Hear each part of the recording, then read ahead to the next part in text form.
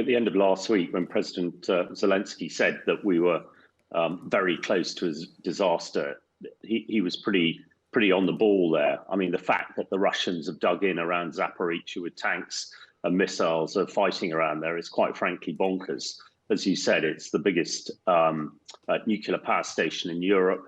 Although it is fairly modern and fairly safe, it's designed for aircraft. If an aircraft crashed into one of the reactors, it shouldn't melt down. However, power is absolutely essential.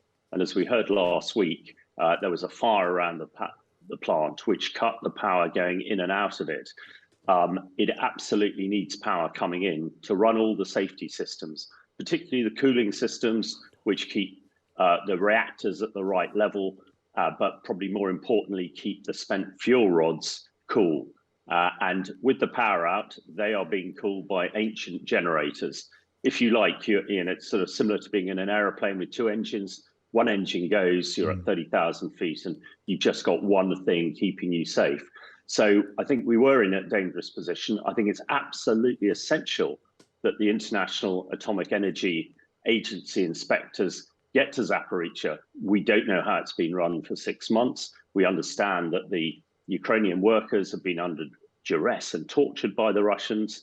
The potential for disaster are legion if this place is not run properly. So hopefully that is a step forward. But, you know, although the Russians have said they could go and they're on their way, I won't be happy, and I expect a lot of people won't be happy until they're actually in there doing their job. Yeah, indeed. With that in mind, Hamish, I wonder what, in reality, what authority the International Atomic Energy Agency team will have. Will they be respected? Will they be able to influence anything? Well, in theory, they have complete authority over nuclear power stations around the world. They make the rules, they inspect them, and make sure that they're safe. You know, this greenest of energy that will, in my opinion, be the answer to global warming is essential that we don't lose faith in it. Whether the Russians will respect the inspectors, who knows? They don't respect the inspectors of the Chemical Warfare Convention or the Biological Warfare Convention. So let's hope this time Putin is good for his word. But until they're there doing their job, I wouldn't take anything for granted. Yeah, of course. The Director General of the IAEA says the team is expected to arrive at the plant a bit later on this week, which, as you say, has been occupied by Russian troops since March now.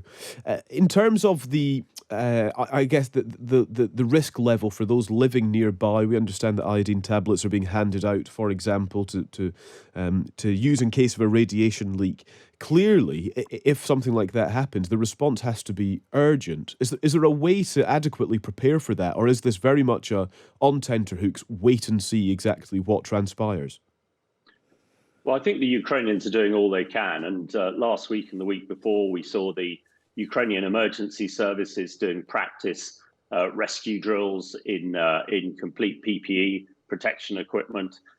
The handing out of iodine tablets is good. That increases one's resilience against radiation. But if there was a serious leak, you know, it could affect a whole host of people. I'm sure those of us old enough who remember the Chernobyl fire and explosion, you know, an awful lot of that radiation fell in North Wales.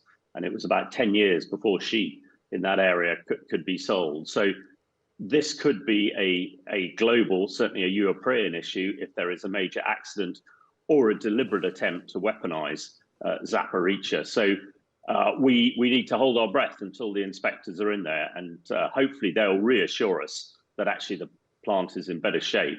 And most importantly, I think as well, try and put a demilitarized zone around Zaporizhzhia. This is what we should push for. And if the Russians are good to their word, they will allow that to happen, because it is nobody's interest to have an accident at Zaporizhzhia, and absolutely in nobody's interest to use this as some sort of improvised nuclear device. Yeah, very good point. Hamish, really appreciate you joining us. Thanks for your time.